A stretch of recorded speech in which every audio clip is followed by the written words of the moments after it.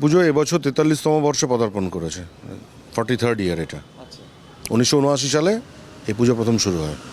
বিশেষত্ব মানে আমরা দেখুন আমাদের মানে প্যান্ডেল বা আলোকসজ্জা বা মণ্ডপসজ্জা এগুলোর ক্ষেত্রে আমরা কোনো আলাদাভাবে টিমগুলো আমরা করি না, আমরা সাবেকি পুজোয় বিশ্বাস করি। কিন্তু আমাদের প্রতিমার বিশেষত্ব আছে, যেটা আপনারা দেখতে পাচ্ছেন। এই যে মায়ের যে মা কালীর যে বিভিন্ন রূপ আছে, আমরা বাংলায় বিভিন্ন সতীপীঠ বা পীঠস্থান যেখানে মানুষ আসেন, বহু মানুষ, যেমন 2020-তে আমরা করেছিলাম দক্ষিণেশ্বরের যে ঐতিহাসিক ভবতারিণী মূর্তি ওই মন্দিরের, সেটা আমরা করেছিলাম। গত বছর আমরা করেছিলাম আমাদের কলকাতার সবথেকে বড় সতীপীঠ কালীঘাটের দক্ষিণাকালীর অনুকরণে প্রতিমা।